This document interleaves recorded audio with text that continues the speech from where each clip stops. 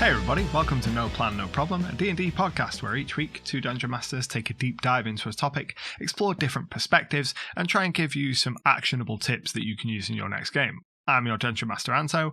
And I'm those two guys that ruined Game of Thrones Season 8, Matthew Perkins.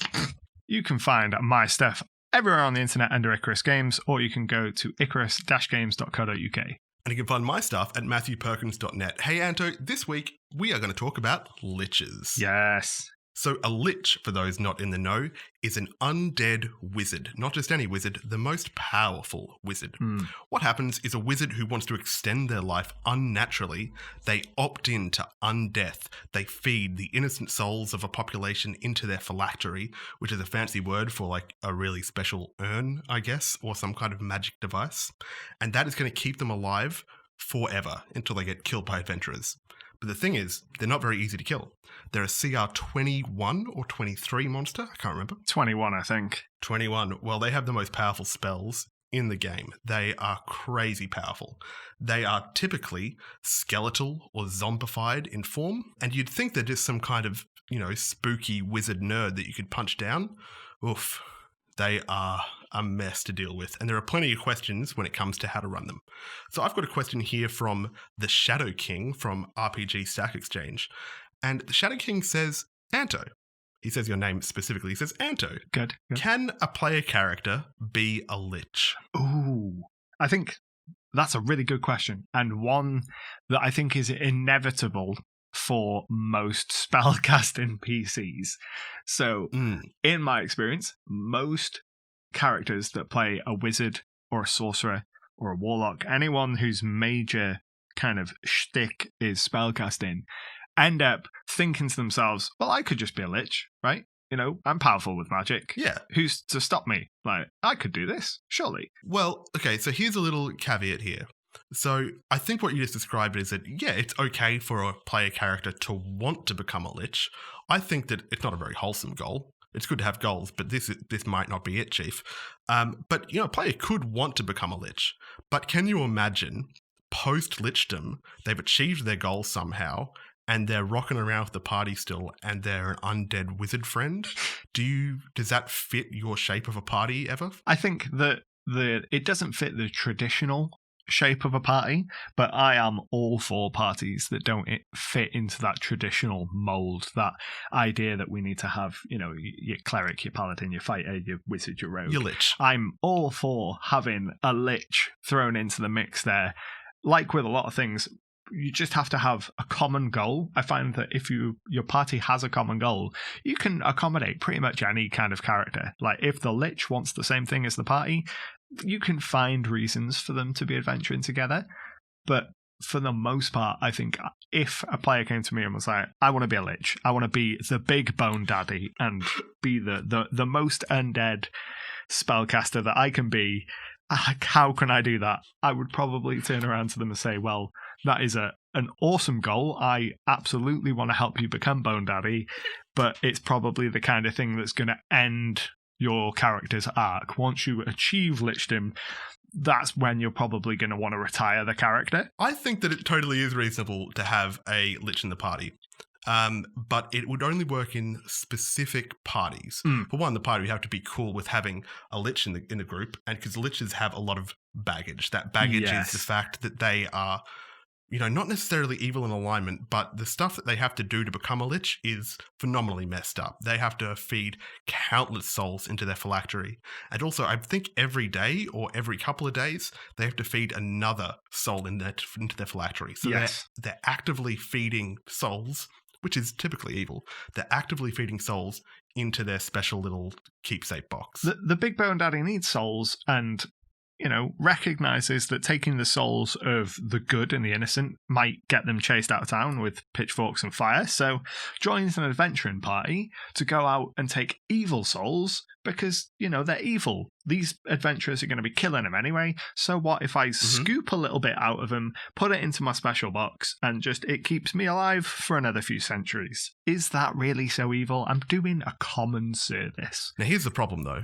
Liches are super duper powerful, so if you have a CR 23 monster running around with the party as an ally, that doesn't fit the shape of balance for the party. No. However, in previous editions, lichdom was kind of a template that you would apply to other creatures. So you could have this lich template, which is like very spellcaster heavy, and then apply it to an ogre. You get an ogre lich, or then you take this lich template and you apply it to a dragon. You get a Draco lich or something. Yeah. So by the same token, you could take the lich and make it a subclass of wizard and just kind of keep the power level of your wizard something similar-ish or something comparable. Just keep everything an undead, spooky Bone Daddy twist, though. So then, power level-wise, they're still keeping pace with the rest of the party and nobody feels overshadowed. Yeah. And just call it a proto-lich or something. Have it be a more gradual thing. So I know in 4th edition, there was an entry on how do you become a lich. There was a little box that says lich transformation, and it gives you kind of a breakdown of what you need to do to become a lich. And that is specified as being level 14, so you have to be level 14 before you can go on this journey to becoming a lich and creating your soul jar and doing all the terrible things that you need to do. So that's one way to handle it, is to say, okay, your goal is to become a lich, but you're not going to get there until you're quite high level, but we'll sprinkle in some quests and adventures relating to things that you'll need to gather in order to become a lich. So maybe you have to craft your soul jar, and that involves some rare materials that you've got to go and find, or you need a particularly powerful soul to be the first one to, put into the jar. Those kinds of things are good bases to kind of move towards the goal without being like, yeah, you're a lich in a level 1 party. And it's all about the goals, because this is what that player is saying. They're saying, my character has a goal to become a lich, and maybe that's towards the end of the campaign, maybe that's endgame post-campaign, but what it's going to let you do with this goal is set incremental little checkpoints that they can reach and say, I am 10% Big Bone Daddy, I am 20% Big Bone Daddy. Exactly. If anything, I think that if I had the choice between a player coming to me and say, I want to be a lich, or a player coming to me and just be like, I am a paladin, I want the player that wants to be a lich, because it's it's a defined, actionable goal that has chance for progression. Dude, I've got the image of, the player walks up and it's like the sheep from The Simpsons, and it's like everyone's like, oh, so cute, I want to be a paladin. And then another sheep walks up, I want to be a lich. Get out of the way first, sheep. Get out of here. Yes. And I will point out that all the things we just said, there aren't any rules for a player character becoming a lich. This podcast is called No Plan, No Problem. We're going to ignore the rules for fun. Yeah. I'm pretty sure that if you read the monster manual, it probably says if a player becomes a lich, then they have to make a new character, because now that player character is a lich and they are under the DM's control because they're a monster. Hey, dog, stuff that. I don't care about that. You could have working kind of a situation where you might say to them, oh, what are the kind of rumors you've heard? Give me 3 rumors that you've heard about what it takes to become a lich. And then you choose one of them. And so they don't know exactly what they're going to have to do, but they still get some input on the process, and you can kind of mine their ideas. I would get 1 rumor or 2 rumors from every player. Yes. And then you end up with like 8 rumors. Yes. Because if the player is suggesting rumors for themselves, maybe they will have too much editorial direction on their character's path. But if you give that power to the party, even if they don't necessarily know what it's for, if you give that power to the party, then it kind of has like a more whole party direction. It helps other players tie into that character's backstory a bit, going, holy crap, he has to do that awful ritual thing. He has to eat 14 liters of ice cream because I told the DM to do that. Oh my God, he's going to get a brain freeze. Yeah, I absolutely think that is the tip for this one. Like, wholesale go to the players and have each of them give you a rumor on what it takes to become a lich, and use that to kind of mine your process for becoming a lich. That's a really good idea. That's beautiful. I often forget that we're here trying to look for 3 tips, but I'm glad that you're here to drive us. Hey, should we try and find some sponsors real quick? Should we go to the sponsor land? Let's do it. Because we are a tiny little brand new podcast, we don't have any proper sponsors giving us those proper dollars. So instead, we thought we'd use this opportunity to shout out our friends out there in the community, friends with other YouTube channels. So today's sponsor, I'm doing air quotes, today's sponsor is our friend Luna, who runs Luboffen YouTube channel. She's got a really great channel and a really cool kind of aesthetic all about running D&D. She's focusing on kind of new player guides at the moment, but I think she's going to branch out into broader dorky stuff. She's got great energy, really entertaining, super fun to watch. I really encourage you to go check her out. Yeah, Luna does awesome stuff, and you'll be able to find all the links down in the description or show notes below. And if you're enjoying No Plan, No Problem, please don't forget to leave a like and check out all our social media platforms and profiles in the comments down below or description or whatever. We also have a Patreon where you can get exclusive behind-the-scenes content. Oh, hey Anto, another successful ad, but what are we going to talk about now? I think now we should talk about some of the ways that we can take things from other media and use them to inform our big bone daddy. So I want to... Do you have a name for this segment? What are you going to call it? What's the name of the segment? I think we should call it Stuff to Steal. I want to call it something else, but this, it's a family show, so Stuff to Steal. Stuff to Steal. Okay, let's do it. So looking at kind of liches in media, there's one shining example of maybe not a bone daddy, but certainly an evil soul-stealing monster daddy. Thomas the Tank Engine. Thomas the Tank Engine. Yeah, it's always Thomas the Tank Engine. Show's over, folks. No. I think the best example in popular media of a lich archetype is probably Voldemort from the Harry Potter series. Ooh. In all but the Bone Daddy features, he is a full-on lich. Like, he's got a whole bunch of containers for bits of his soul. Yeah. He's undead. He's a powerful wizard. And I think that we can take some elements of that story and apply it to our D&D games. Okay. So in typical kind of D&D fashion, the Lich only has one soul jar, one phylactery. Yeah. But we can take the Voldemort approach and give them multiple soul jars and turn it into an entire long-running quest where the players have to go and destroy each of these like smaller soul jars, each of these Horcruxes, to weaken the Lich over time. And they could have multiple encounters with the Lich. Yeah, he's a lot of wizard, He's not going to be tied down with just one phylactery. He's got options. Yeah. Got to get there in the world. Hey, this phylactery is Oh, dude, that's another thing. His phylacteries aren't all just magic boxes. No. One of them was a book. One of them was, one of them was a pendant. Help me out, Harry Potter fans. Was one of them Moaning Myrtle? I don't know. One of them is a book. One of them was a pendant. One of them was a tiara. There was a snake. He has a whole bunch of different things. So we can take... Wait, do you not know the rest? Yeah. Because I saw you got up to 4 and then you stopped. Does that mean you don't know the other ones? No. We've got the book, the locket, the diadem, the snake. Oh my God. What Mother of Pearl? What are the other ones? That's cool. I didn't mean to I did not want to try to Harry Potter shame you. I don't know them. It's just that I was excited that you might. And I want to give you a moment to shine. I started out real strong, real confident, and I was like, I know them all. I'm going to list them all. And as I got further in, I was like, I know less of these than I thought. Oh dear. Dude, you have given me something here. What if? So liches live for a long time. Yes. Okay. And a lich that has multiple phylacteries, would they even necessarily remember what they all are or where they all are? Yes, I like that. Imagine a lich that has convinced themselves they're so ancient, they've gone senile, and they have multiple phylacteries, and they're protecting something that they think is their phylactery, but no, it's not. Wouldn't that be a massive twist? Yes. Just this breakdown of kind of humanity over the course of centuries or millennia to the point where they don't even know really what they are anymore. They could even forget that they have kind of these soul jars, these Horcruxes out in the world. Mm-hmm. And it's not until the players start busting them up that they really feel it and remember and are like, oh, I can actually die, and these people are breaking all of my special things. All my special boxes. I should probably stop that. They're going to straight up kill me. Yeah. Can I make the call on the tip here? Because I think we've got it. The second tip for this, we found it. Hey, we know what we're doing. We're professionals or something.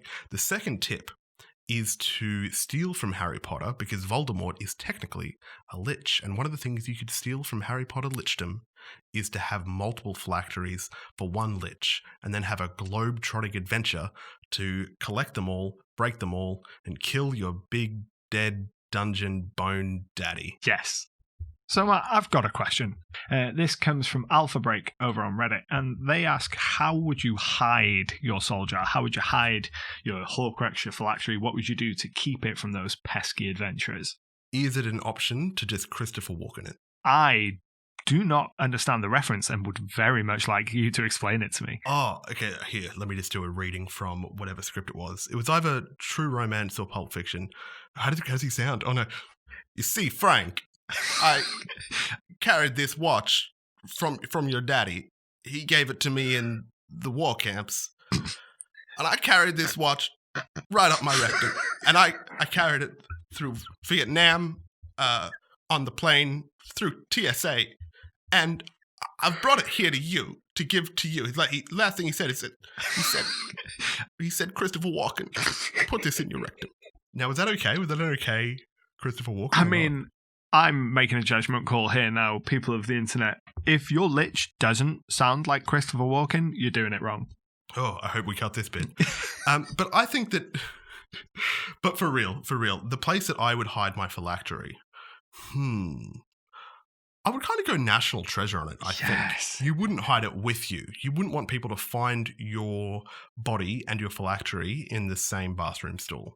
Because the trick with the phylactery is that if your body is destroyed, then 10 days later, the lich's body is reconstituted at the phylactery. So you kind of want it to be in a safe space where you can happily regenerate. Yes. I think that a national treasure, I'm always here for national treasure. Just anything that we can incorporate national treasure in, I'm here for it. One of these days, one of our Stuff to Seal segments is absolutely going to be national treasure. Where would you hide it? Where would I have it? I think I'd just go to the local tavern they were staying in and just tape it under the floorboards.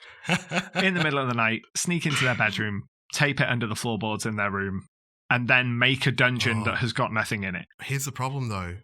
You do have, as a lich, you do have to capture souls and feed them to it, which presumably would mean that you would need access to it every now and then.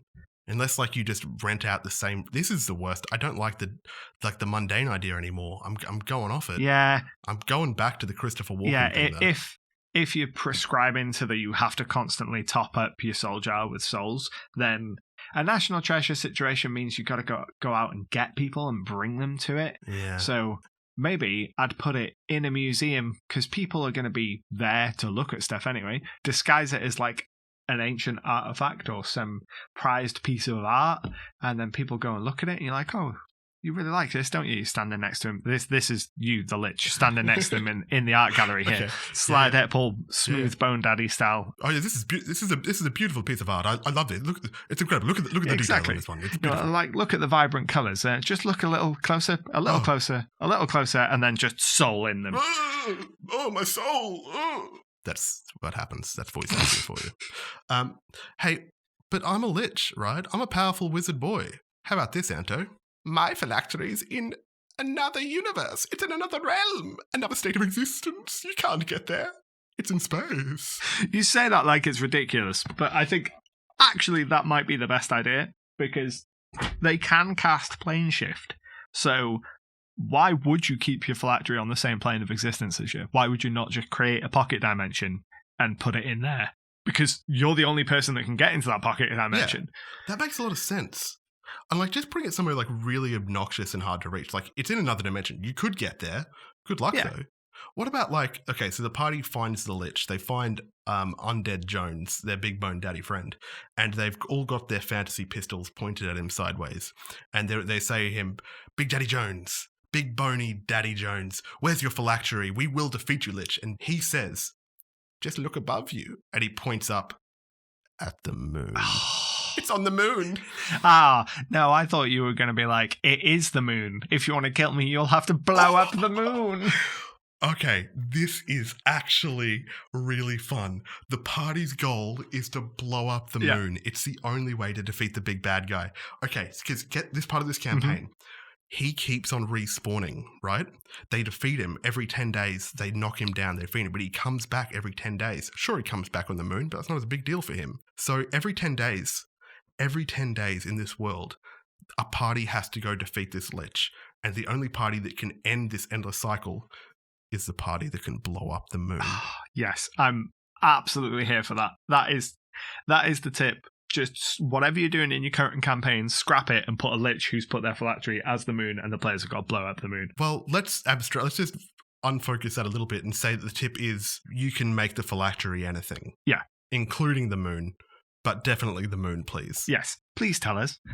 Tell us about how your players blow up the moon. Anto, another successful podcast, I guess. Hey, but what are the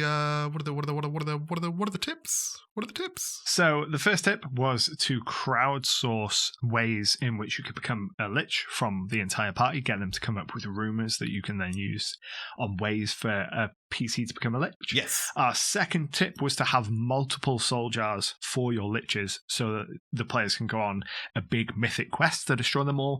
And then the third tip was that you can have anything be a soul jar, and ideally that thing should be the moon, so that the players have to blow it up. My name has been Anto, and you can find me across the internet at Icarus Games or at icarus-games.co.uk. And my name is Matthew Perkins. You can find my stuff over at matthewperkins.net. The song that plays at the start and the end of this podcast is named All Together by a band called House Hats. And this has been No Plan, No Problem? No Plan, No Problem. I'm alright.